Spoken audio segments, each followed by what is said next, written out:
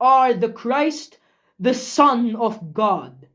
Jesus said in reply.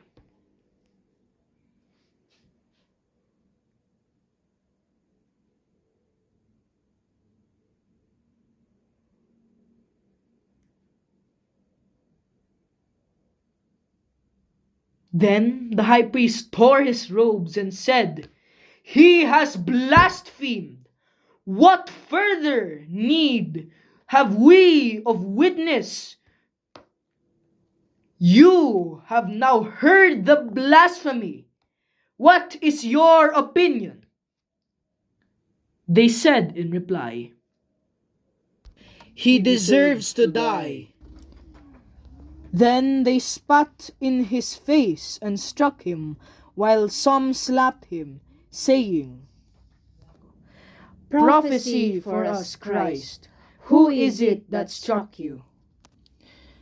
Now Peter was sitting outside in the courtyard. One of the maids came over to him and said, You too were with Jesus the Galilean. But he denied it in front of everyone, saying, "I do not know what you are talking about." As he went out to the gate, another girl saw him and said to those who were there, This man was with Jesus the Nazarene. Again he denied it with an oath, "I do not know the man." A little later, the bystanders came over and said to Peter, "Surely you too are one of them. Even your speech gives you away." And immediately the cock crowed. Then Peter remembered the word that Jesus had spoken, "Before the cock crows, you will deny me 3 times." He went out and began to weep bitterly. When it was morning, all the chief priests and the elders of the people took counsel against Jesus to put him to death. They bound him, led him away, and handed him over to Pilate the governor. Then Judas, his betrayer, seeing that Jesus had been condemned, deeply regretted what he had done. He returned the 30 pieces of silver to the chief priests and elders, saying, "I have sinned in betraying innocent blood." They said, "What is that to us? Look to it to yourself." Flinging the money into the temple, he departed and went off and hanged himself. The chief priests gathered up the money, but said, "It is not lawful to deposit this in the temple treasury, for it is the price of blood." After consultation, they used it to buy potter's field as a burial place for foreigners. That is why that field even today is called the field of blood. Then was fulfilled what had been said through Jeremiah the prophet. And they took the 30 pieces of silver, the value of a man with a price on his head, a price set by some of the Israelites, and they paid it out for the potter's field, just as the Lord had commanded me. Now Jesus stood before the governor, and he questioned him, "Are you the king of Jews?" Jesus said. And when he was accused by the chief priests and elders, he made no answer. Then Pilate said to him, "Do you not hear how many things they have testifying against you?" But he did not answer him. One word is that the governor was greatly amazed. Now, on the occasion of the feast, the governor was accustomed to release to the crowd one prisoner whom they wished. And at that time, they had a notorious prisoner called Barabbas.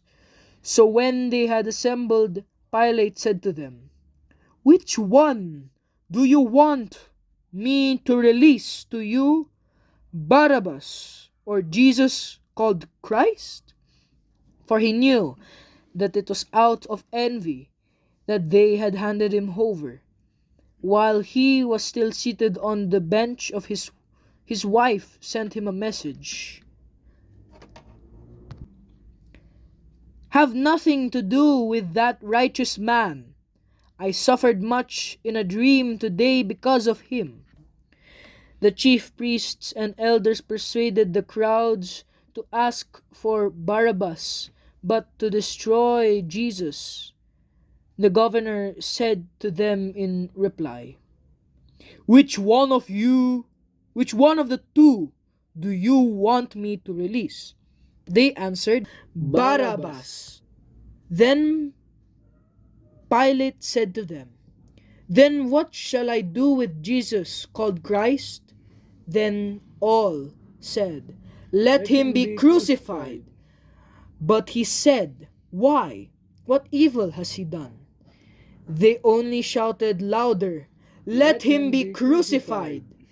When Pilate saw that he was not succeeding at all, but that a riot was breaking out instead, he took water and washed his hands in the sight of the crowd, saying, "I am innocent of this man's blood. Look to it yourselves." And the whole people said in reply, "His blood be upon us and upon our children." Then he released Barabbas to them, but after he had Jesus scourged, he handed him over to be crucified. Then the soldiers to the governor took Jesus inside the praetorium and gathered the whole cohort around him.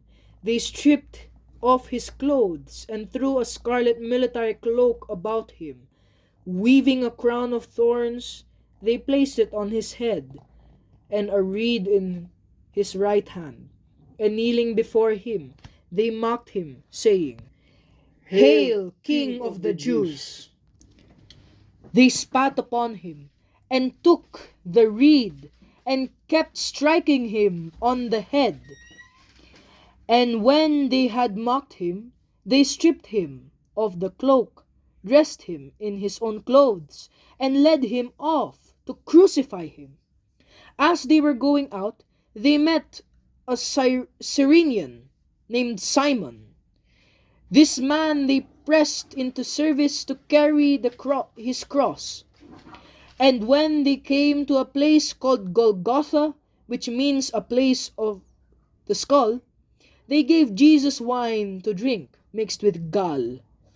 But when he had tasted it, he refused to drink. After they had crucified him, they divided his garments by casting lots.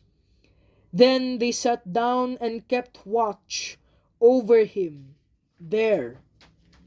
And they placed over his head the written charge against him: "This is Jesus, the King of the Jews." 2 revolutionaries were crucified with him on his right and the other on his left. Those passing by reviled him, shaking their heads and saying, "You who would destroy the temple and rebuild it in 3 days, save yourself if you are the Son of God, and come down from the cross." Likewise, the chief priests with the scribes and elders mocked him and said, "He saved others, he cannot save himself. So he is the King of Israel. Let it come down from the cross now, and we will believe in him. He trusted in God. let him deliver him now, if he wants him. For he said, I am the Son of God. The revolutionaries who were crucified with him also kept abusing him in the same way. From noon onward, darkness came over the whole land until 3 in the afternoon. And about 3 o'clock, Jesus cried in a loud voice,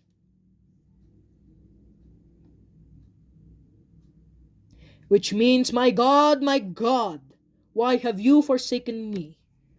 Some of the bystanders who heard it said, this one is calling for Elijah. Immediately, one of them ran in to get a sponge. He soaked it in wine and, putting it on a reed, gave it to him to drink. But the rest said, wait, let us see if Elijah comes to save him. But Jesus carried out again in a loud voice and gave up his spirit. We all kneel.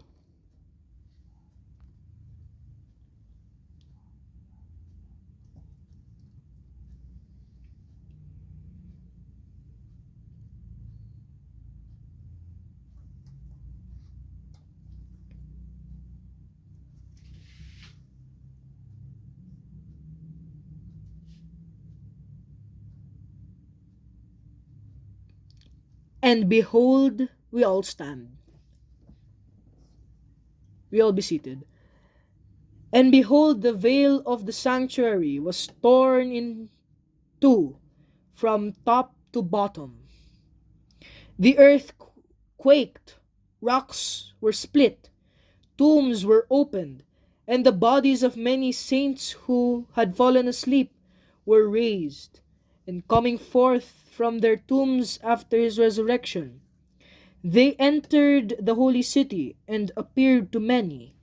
The centurion and the men with him who were keeping watch over Jesus feared greatly when they saw the earthquake and all that was happening. They said, truly, this was the Son of God. There were many women there looking on from a distance, who had followed Jesus from Galilee, ministered